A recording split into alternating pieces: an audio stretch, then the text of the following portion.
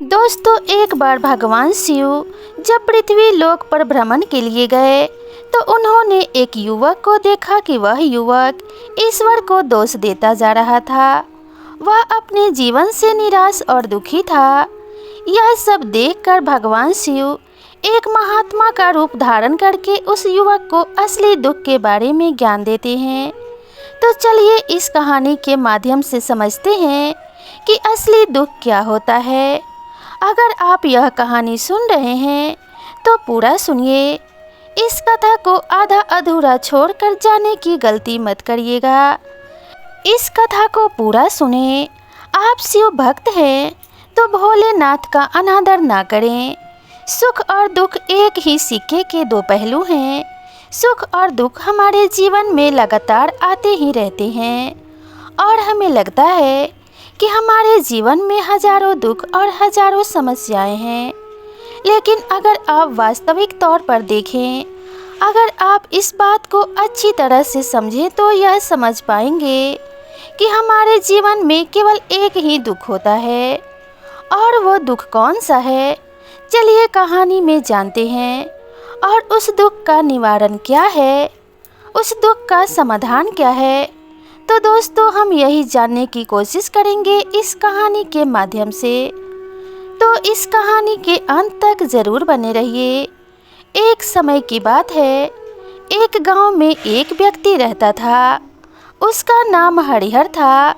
वह बड़ा आलसी था और अपने जीवन से बहुत निराश था। और उसका कारण यह था कि उसने अब तक अपने जीवन में कुछ भी हासिल नहीं किया था। वह कुछ भी नहीं करता था। उसके घर वाले भी इस बात से बहुत परेशान थे। वह चाहते थे कि वह बाहर जाकर कुछ अच्छा काम करे, कोई अच्छी नौकरी करे, लेकिन वह उनकी एक भी नहीं सुनता था। उसके घर वाले दूसरों का उदाहरण देकर उसे ताने मारते थे, उसे तरह तरह की बातें कहते थे, लेकिन इस बात का कोई फर्क उस पर नहीं पड़ता था।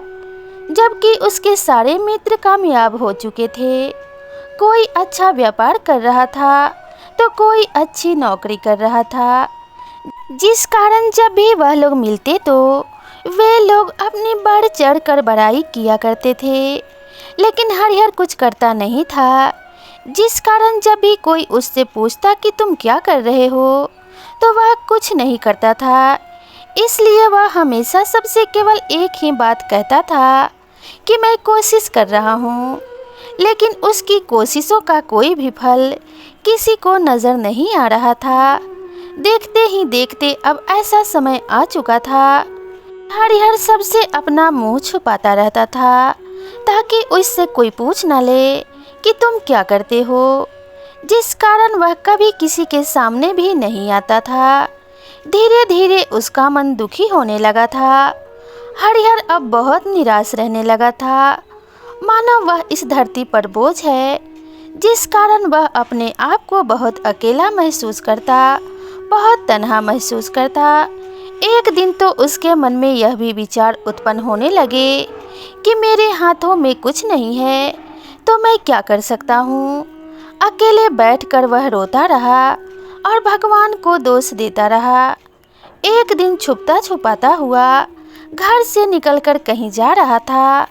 तभी उसने रास्ते में देखा कि एक महात्मा लोगों को प्रवचन दे रहे हैं और प्रवचन में वह दुख की बातें कर रहे हैं। हरिहर अपना मुंह छिपाकर वहीं पर खड़ा हो गया ताकि उसे कोई देख न ले और चुपचाप उन महात्मा जी की बातें सुनने लगा। महात्मा जी सभी को प्रवचन कह रहे थे कि दुख हमारा सबसे बड़ा साथी है। हमें दुख अपने जीवन के बारे में समझाता है और हमें सही जीने का तरीका भी बताता है। यह हमारे गुरु की तरह है जिससे हमें सीखना चाहिए।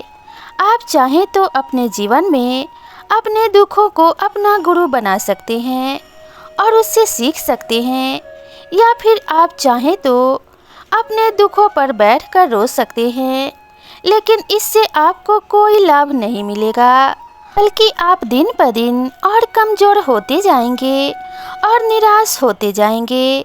हरिहर छुप छुप कर उन महात्मा जी की बातें सुन रहा था।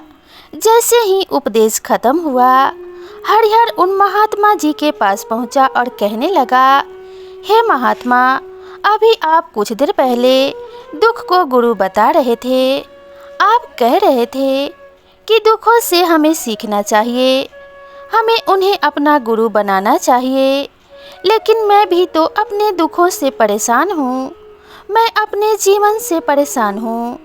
मैंने अब तक जो दुख झेले हैं, मुझे तो कभी ऐसा प्रतीत नहीं हुआ कि मेरे दुख मुझे कुछ सिखा रहे हैं, बल्कि मुझे तो हमेशा यही लगता है कि वह मुझे पीड़ा दे रहे हैं, तकलीफ दे रहे हैं। पर दुख की पीड़ा बहुत भयंकर होती है। ऐसा लगता है कि अब इसके बाद हमारा जीवन समाप्त हो जाएगा, इसके बाद हमें कुछ नहीं मिलने वाला, और यहाँ तक कि हमें मृत्यु भी उसके सामने कम लगने लगती है। जब लोग ताने मारते हैं, जब लोग यह कहते हैं कि तुम क्या कर रहे हो, तो मन को बहुत ठेस पहुँचती है और मैं उनसे कुछ नहीं कह पाता हूँ। हरिहर की बातों को सुनकर महात्मा जी कहते हैं, बेटा तुम्हें क्या दुख है और तुम दुख के बारे में ऐसी बातें क्यों कर रहे हो। हरिहर ने अपने ऊपर बीती हुई सारी बातें उन महात्मा जी को बता दी और कहने लगा, हे महात्मा, क्या आपके पास मेरे दुख का कोई समाधान है। हरिहर की बातें सुनकर महात्मा जी मुस्कुराए और कहने लगे, बेटा, जब तुम्हारे जीवन में असली दुख आए तो तुम मेरे पास आ जाना, मैं तुम्हारे दुख का समाधान अवश्य बताऊंगा। उन महात्मा जी की बातें सुनकर हरिहर अचरज में पड़ गया। उसे यह समझ नहीं आ रहा था कि क्या उसने अब तक जो दुख झेले हैं वह असली दुख नहीं है। उसने जो अब तक पीड़ा झेली है, लोगों के जो ताने सहे हैं और जो तकलीफ़ें उठाई है, क्या वह असली दुख नहीं है। आगे वह मन ही मन अपने आप से कहता है कि जब मुझे मेरे अपने नहीं समझ पाए तो यह महात्मा जी मुझे क्या समझेंगे। इतना सोचकर हरिहर वहाँ से चला आया और अपने घर आ गया। अब हरिहर लोगों के ताने सुन सुनकर बहुत थक चुका था, बहुत निराश हो चुका था, जिस कारण उसने निर्णय लिया कि अब वह कुछ करके दिखाएगा। उसने अपने पिता से थोड़ा सा रुपया लिया और उस रुपए से उसने एक व्यापार शुरू किया। उसके पिता बहुत खुश थे कि कम से कम मेरा बेटा कुछ करने का प्रयास तो कर रहा है, लेकिन उसे व्यापार में कोई सफलता नहीं मिल रही थी, जिस कारण वह बहुत ही हताश हो चुका था, बहुत निराश हो चुका था। हरिहर को यह समझ नहीं आ रहा था कि वह क्या करे, किस तरह से अपने व्यापार को आगे बढ़ाए। तभी उसके पिता ने उससे कहा, बेटा कोई बात नहीं, इसी तरह से प्रयास करते रहो, आज नहीं तो कल सफलता अवश्य मिलेगी। हरिहर ने अपने पिता की बात मानी। हरिहर अब अपने व्यापार में और भी कड़ी मेहनत करने लगा। धीरे धीरे उसे सफलता मिलने लगी और फिर उसने रफ्तार पकड़ ली। देखते ही देखते केवल 2 साल के अंदर वह एक बहुत बड़ा व्यापारी बन गया। अब उसके पास धन दौलत की कोई कमी नहीं थी। जो लोग हरिहर को पहले नापसंद किया करते थे, अब उसे पसंद करते थे, उसकी चिंता करते थे, उसके कार्यों की सराहना करते थे। उसके माता पिता भी अब अपने बेटे से बहुत खुश थे और उसकी सफलता से अत्यंत प्रसन्न थे। धीरे धीरे हरिहर के मित्रों की संख्या लगातार बढ़ती जा रही थी।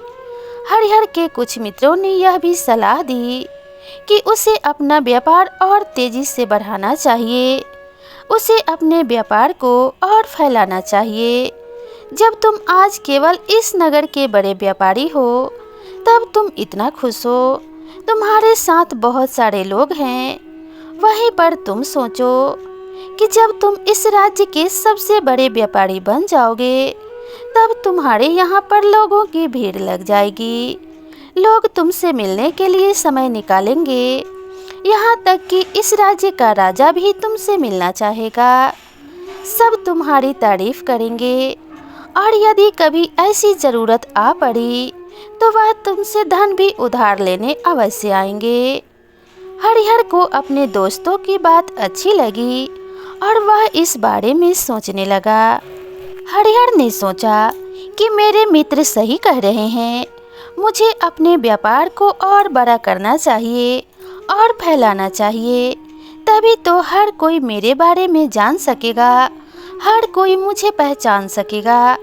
उसने बिना देरी किए, अपने समय को बिना गंवाए अपने व्यापार में और मेहनत करने लगा। लेकिन अब की बार उसके मन में धैर्य नहीं था, जिस कारण उसने कुछ अनुचित कदम उठाए ताकि उसका व्यापार जल्दी से जल्दी और बड़ा हो जाए। उसने कई लोगों से अधिक मात्रा में धन उधार ले लिया, जिससे उसके ऊपर काफ़ी कर्ज बढ़ चुका था। और इतना ही नहीं, वह यहाँ पर भी नहीं रुका। उसने अधिक से अधिक मुनाफा कमाने के चक्कर में अपने माल की गुणवत्ता को भी खराब कर दिया, जिससे अब उसके माल में वह बात नहीं रह गई थी जो पहले हुआ करती थी। लेकिन वह अपने मित्रों की बात सुनता रहा। जैसा उसके मित्र कहते थे वह वैसा ही करता चला जा रहा था, यहाँ तक कि उसने अपने व्यापार को और भी तीव्रता से बढ़ाने के लिए अपने दूसरे छोटे व्यापारियों के खिलाफ षड्यंत्र भी रचना शुरू कर दिए, जिस कारण उसके मन में अब पहले जैसा सुकून नहीं था। उसे अब रातों को नींद भी नहीं आती थी। अब उसके मन में केवल एक ही विचार रहता कि किस तरह से उसका व्यापार पूरे राज्य में फैल जाएगा और वह इस राज्य का सबसे बड़ा व्यापारी बन जाएगा, जिस कारण वह दिन रात केवल इसी मेहनत में लगा रहता कि उसका व्यापार जल्दी से जल्दी और बड़ा हो जाए। हरिहर के पास नौकर चाकर सभी सुख सुविधाएं थी, लेकिन उसके बावजूद भी उन चीज़ों का लाभ नहीं उठा पा रहा था, क्योंकि उसका पूरा ध्यान केवल अपने व्यापार को और उन्नति पर ले जाना था। एक दिन हरिहर एक मार्ग से होकर गुजर रहा था, तभी रास्ते में हरिहर को उन महात्मा का आश्रम दिखाई पड़ा।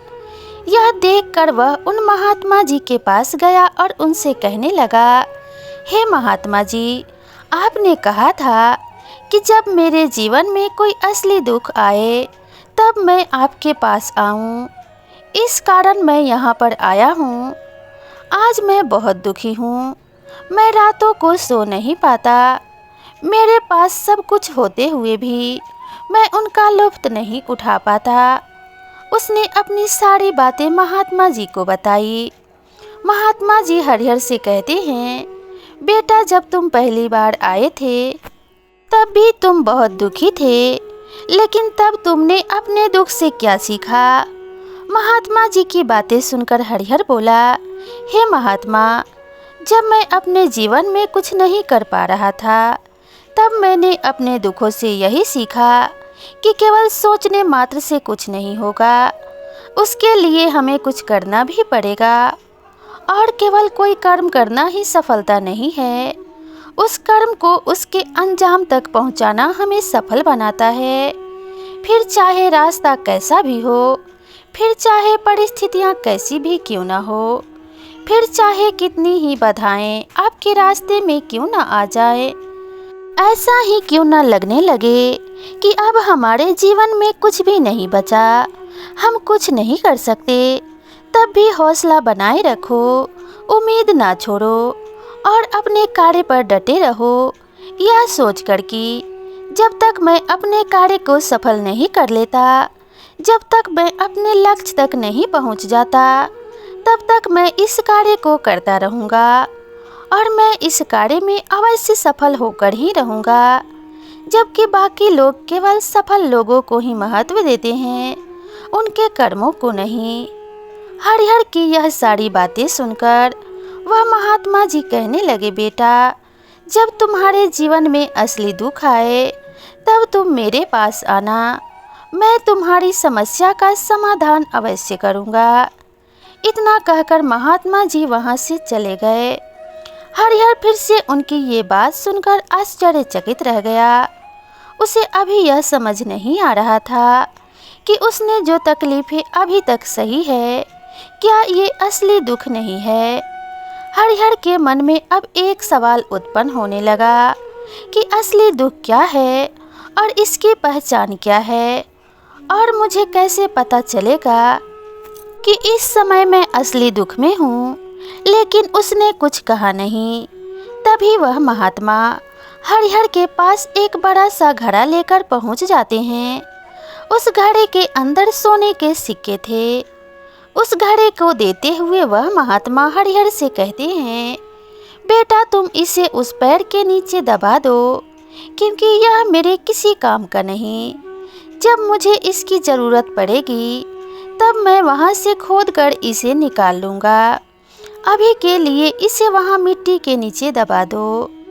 हरिहर ने उस महात्मा जी की बात मान ली और वह घड़ा मिट्टी में दबा दिया। इतना सब करके हरिहर उन महात्मा जी को प्रणाम करता है और वहाँ से वापस अपने घर की ओर लौट जाता है। धीरे धीरे समय बीतता गया। समय के साथ हरिहर का व्यापार और भी ज़्यादा उन्नति कर चुका था, लेकिन माल की गुणवत्ता अच्छी न होने के कारण अब उसके व्यापार में घाटा होने लगा। और धीरे धीरे ऐसा समय आया कि उसका व्यापार पूरी तरह से चौपट हो गया। अब उसके पास कुछ नहीं बचा था। अपने दोस्तों से जो कर्ज लिए थे वो कर्ज भी उसे चुकाने थे, लेकिन हरिहर यह सोचकर निश्चिंत था कि उसने वह कर्ज अपने मित्रों से लिए हैं, जिस कारण वह उन्हें लौटाने में थोड़ी देर अवश्य कर सकता है। वह यह तो सोच रहा था कि उसके मित्र उसका बुरा समय में साथ देंगे, लेकिन सबसे पहले उसके मित्र ही उसे अपना कर्ज वापस मांगने लगे। अब हरिहर को एहसास हुआ कि कोई भी अपना नहीं है। उसने अपने मित्रों से उस कर्ज को लौटाने के लिए थोड़ी सी मोहलत मांगी, लेकिन हरिहर के किसी भी मित्र ने उस कर्ज को लौटाने के लिए मोहलत नहीं दी, बल्कि वे लोग उसे जान से मारने की धमकी देने लगे। अपने मित्रों के मुंह से यह सब बात सुनकर हरिहर बहुत ही आश्चर्यचकित रह गया। वह जो कुछ सोच रहा था उसके साथ सब कुछ उल्टा हो रहा था। व्यापार के चलते उसके इतने मित्र बने थे, इतने शुभचिंतक बने थे, पर वह सब उससे दूर जाने लगे थे। हर कोई उससे पीछा छुड़ाना चाहता था, कोई उसका साथ देना नहीं चाहता था। धीरे धीरे उसकी सारी संपत्ति नीलाम हो गई। अब उसके पास कुछ नहीं बचा था। वह सड़क पर आ चुका था। एक दिन हरिहर ने अपने पिताजी से कहा कि पिताजी मेरी मदद कीजिए, मेरे ऊपर बहुत कर्ज है, मुझे उसे लौटाना है, कृपया करके मुझे थोड़ा सा धन दे दीजिए। इस पर हरिहर के पिता ने हरिहर से कहा, बेटा मेरे पास यही एक छोटा सा घर है, अगर यह भी मैं तुम्हें दे दूं तो मैं और तुम्हारी माँ कहाँ रहेंगे, और हमें भी दर दर की ठोकरें खानी पड़ेंगी। ले देकर अब हमारे पास केवल यही संपत्ति बची है, इसलिए मैं तुमसे क्षमा मांगता हूँ। अपने माता पिता के मुख से यह सुनकर हरिहर चुपचाप वहाँ से चला आया और मन ही मन यह सोच रहा था कि मेरे पास अब कुछ नहीं बचा है। मेरे पास जो कुछ था वह सब कुछ तो लुट चुका है। मेरा सब कुछ तो अब बर्बाद हो चुका है। भला अब मैं जीकर क्या करूँगा। अब मेरे पास केवल एक ही रास्ता है जिससे मैं अपने कर्जदारों से अपना पीछा छुड़ा सकता हूँ।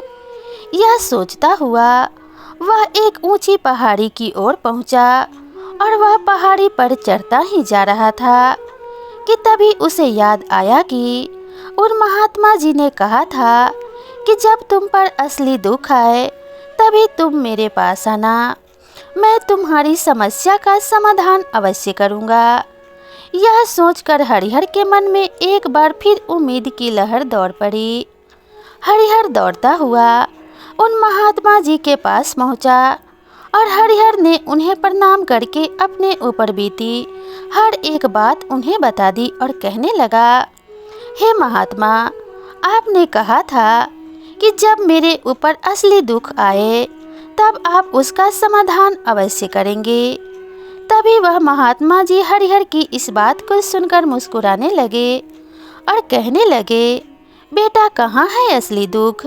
जब तुम्हारे जीवन में असली दुख आएगा तो मैं उसका समाधान अवश्य करूँगा। उन महात्मा जी के मुख से यह सुनकर हरिहर के सब्र का बांध टूट गया और हरिहर ने उन महात्मा जी से कहा कि क्या मैंने आज तक जो भी दुख झेला है, जो भी तकलीफ झेली है, क्या यह दुख नहीं है? क्या इसे दुख नहीं कहते? तभी वह महात्मा जी हरिहर से कहते हैं, बेटा, पहले तुम मुझे यह बताओ कि तुमने अपने दुख से क्या सीखा है। जवाब देते हुए हरिहर उन महात्मा से कहता है, हे महात्मा, मैंने तो यही सीखा कि जो लोग तुम्हारी तरक्की में तुम्हारा पीछा करते हैं वो लोग अवश्य ही तुम्हें धोखा देंगे, क्योंकि ऐसे लोग बुरे समय पर तुम्हारा साथ नहीं देंगे बल्कि तुम्हारा फायदा उठाने का ही प्रयास करेंगे। इसलिए ऐसे लोगों पर भरोसा ना करें, बल्कि जो लोग तुम्हारी असफलता के समय, तुम्हारे बुरे समय में तुम्हारे साथ खड़े हैं, वही तुम्हारे असली मित्र हैं और वही तुम्हारे साथ रहते हैं। और ऐसे लोग तुम्हें बहुत कम ही मिलते हैं, और जिन्हें ऐसे लोग मिलते हैं उन्हें हमेशा उनकी कदर करनी चाहिए। जब तुम कोई कार्य कर रहे हो तो उसे पूरी ईमानदारी से करो और धैर्य रखो, लालच ना करो, क्योंकि ऐसा करने से तुम्हारे साथ ही बुरा होगा और तुम हमेशा नुकसान में रहोगे। हरिहर की यह सारी बातें सुनकर महात्मा उसे उस घड़े के पास ले गए जहाँ उस घड़े को उन्होंने मिट्टी में दबाया था। उन्होंने गड्ढा खोदा, वह घड़ा उन्होंने हरिहर के हाथ में थमाते हुए महात्मा जी ने कहा, ये लो, अभी इससे तुम अपना काम चलाओ, और जब तुम्हारे जीवन में असली दुख आए तब तुम मेरे पास आना, मैं उसका समाधान अवश्य करूँगा। हरिहर अभी बड़ी अचरज में पड़ गया। उसे यह समझ नहीं आ रहा था कि आखिर असली दुख क्या है, लेकिन उसने अपने हाथों में पकड़े उस घड़े को देखा जिसके अंदर सोने के सिक्के थे। यह देखकर उसे मन ही मन यह लगा कि चलो, अब तो थोड़ी सी राहत अवश्य हो जाएगी, मैं अपने मित्रों का वह कर्ज लौटा सकूंगा और एक नया व्यापार भी फिर से आरंभ कर सकूंगा। यही सोचते हुए हरिहर ने उन साधु महात्मा को प्रणाम किया और उनका धन्यवाद किया और वहां से चल पड़ा। हरिहर ने उन सोने के सिक्कों से सभी का कर्ज लौटा दिया और अपने लिए एक बार फिर से नया व्यापार शुरू किया। व्यापार छोटा था, लेकिन अब की बार हरिहर बहुत खुश था। उसने अपने व्यापार पर काम किया और देखते ही देखते एक बार फिर से वह एक बड़ा व्यापारी बन गया। लेकिन अब की बार वह बहुत खुश था, क्योंकि इस बार उसने कोई लालच नहीं किया, ना ही किसी के लिए षड्यंत्र रचा, बल्कि उसने पूरी ईमानदारी और मेहनत के साथ अपने व्यापार पर काम किया। लेकिन जैसे जैसे आप धनी होते जाते हैं, जैसे जैसे अमीर बनते जाते हैं, आपके मन में एक डर और भी उत्पन्न होने लगता है, और वह डर है अपनी दौलत को ना खो देने का, जिस कारण आप लोग दान पुण्य करना शुरू कर देते हैं, लोगों की मदद करते हैं, ताकि आपके जीवन में कभी कोई दुख ना आए। लेकिन यह जीवन सुख और दुख का संगम है, जिस कारण हर किसी को सुख और दुख से होकर गुजरना ही पड़ता है। इसी वजह से एक बार फिर से हरिहर के जीवन में एक और दुख का आगमन हुआ। अब की बार उसके माता और पिता दोनों की मृत्यु हो गई। हरिहर अपने माता पिता से बहुत प्रेम करता था, जिस कारण उसके मन को बहुत गहरा आघात पहुंचा। जब आखिरी बार वह उन्हें देख रहा था तो उसके मन में हजारों सवाल उत्पन्न होने लगे। उसने सोचा कि जिस संपत्ति के लिए वह हमेशा लड़ते झगड़ते रहते थे, आज उसकी देखभाल के लिए कोई नहीं था। उसके माता पिता ने जो भी मेहनत की, जो भी अपने जीवन में इकट्ठा किया, सब यहीं रह गया। लेकिन अब सब कुछ खत्म हो चुका था और हरिहर का मन अब बहुत बेचैन हो रहा था। उसके मन में हजारों सवाल उत्पन्न हो रहे थे और वह अपने आप को बहुत अकेला महसूस कर रहा था। उसे बहुत खाली समय महसूस हो रहा था। उसने इधर उधर देखा, लेकिन उसे कुछ समझ नहीं आया। तभी उसे उन महात्मा जी की याद आई। वे तुरंत भागा भागा उन महात्मा के पास पहुंचा। उसे देखते ही उन महात्मा ने हरिहर से पूछा, क्या बात है बेटा, क्या फिर से कोई दुख आ पड़ा है क्या? तभी हरिहर ने कहा, नहीं गुरुदेव, अब तो सब ठीक है, लेकिन आज मेरे माता पिता की मृत्यु हो गई है और मैं बहुत अकेला महसूस कर रहा हूँ। मैं बहुत दुखी हूँ और बहुत दुख महसूस कर रहा हूँ। महात्मा जी हरिहर से कहते हैं, बेटा इसमें दुखी होने वाली क्या बात है? यह तो जीवन है। यहाँ पर कोई भी रहने नहीं आया और ना ही कोई रहेगा। हम सब एक ना एक दिन मृत्यु को प्राप्त हो ही जाएंगे और मृत्यु कब आएगी यह किसी को नहीं पता। हो सकता है तुम्हारी मृत्यु कल ही हो जाए। हरिहर ने कहा, मैं तो अभी जवान हूँ और मुझे तो अपनी पूरी उम्र जीना है। मैं तो कुछ करना चाहता हूँ और आप कह रहे हैं कि मैं कभी भी मृत्यु को प्राप्त हो सकता हूँ। मृत्यु कभी किसी की उम्र देखकर नहीं आती और ना ही किसी को बताकर आती है। महात्मा जी की सारी बातें सुनकर हरिहर और भी ज़्यादा बेचैन हो गया और चुपचाप वहाँ से चला आया। उसके मन का वह खालीपन अभी भी वैसा ही था। हरिहर अपने आप को बहुत अकेला महसूस कर रहा था। उसके बाद से उसका मन अपने व्यापार में भी नहीं लग रहा था। जब भी वह कोई कार्य करने लगता तो उसके मन में ढेर सारे प्रश्न उठने लगते कि वह क्या कर रहा है और क्यों कर रहा है और उसने इस कार्य को क्यों किया। उसके मन में अब एक और प्रश्न उत्पन्न होने लगा था कि क्या हम यहाँ पर केवल इसलिए आते हैं कि इस जीवन को भोगे और एक दिन मृत्यु को प्राप्त हो जाएं। जीवन का असली मतलब क्या है? उसने कई विद्वानों से पूछा, अपनी तरफ से जो मुमकिन हो सकता था खोजबीन की, लेकिन उसे कोई संतोषपूर्ण जवाब नहीं मिल पा रहा था। और जब उसे कोई जवाब नहीं मिला तो उसका दुख और भी बढ़ गया, जिस कारण उसके मन की बेचैनी और भी बढ़ चुकी थी और उसे यह समझ नहीं आ रहा था कि वह कहाँ जाए, क्या करे, किससे पूछे। तभी उसे फिर से उन महात्मा जी की याद आई। हरिहर फिर से उन महात्मा जी के पास पहुंचा और उनसे अपने मन की सारी बातें बताई। महात्मा जी हरिहर से कहते हैं, बेटा आज पहली बार तुम्हारे जीवन में असली दुख उत्पन्न हुआ है, जिसे हम दुख कह सकते हैं, जो दुख कहलाने लायक है कि हमें पता ही नहीं कि हम क्या कर रहे हैं, कहाँ जा रहे हैं और क्यों जा रहे हैं, वह कौन है, क्या है और हम क्या करना चाहते हैं। तभी हरिहर उन महात्मा से कहता है, हे गुरुदेव, आप मेरे इस दुख का निवारण कीजिए। महात्मा जी हरिहर से कहते हैं, हम सबके अंदर क्रोध, लालच, लोभ जैसी कई वासनाएं हैं, हमारे अंदर घर करके बैठ जाती हैं, जिस कारण हम अपने जीवन को टुकड़ों में जीते हैं और हमारी चेतना कभी एक नहीं हो पाती।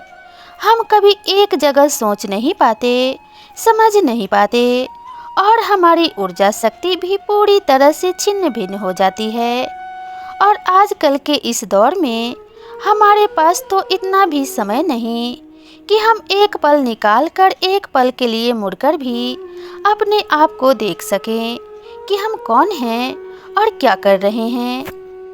हमारे पास इतना भी समय नहीं कि हम अपने आप को समझ सकें कि वास्तविकता में हर कोई यहाँ पर अपने जीवन भर केवल दुख दुख कहकर चिल्लाता रहता है।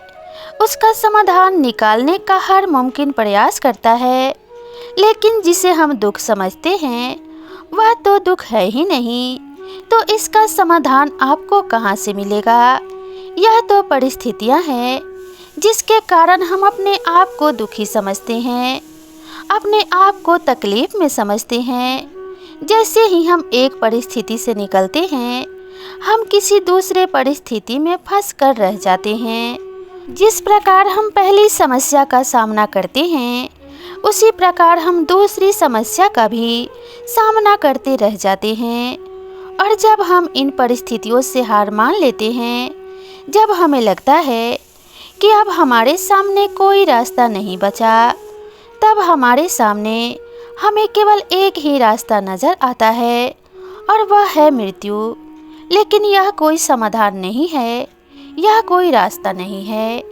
इसलिए यदि आप सचमुच अपनी समस्याओं का समाधान चाहते हैं, तो अपने आप को इकट्ठा करना सीखें, अपनी ऊर्जा को इकट्ठा कीजिए और अपने ऊपर ध्यान लगाकर मृत्यु से पहले अपने आप को पहचान लीजिए, अपने आप को जान लीजिए, अपने आप को बिखरने ना दो।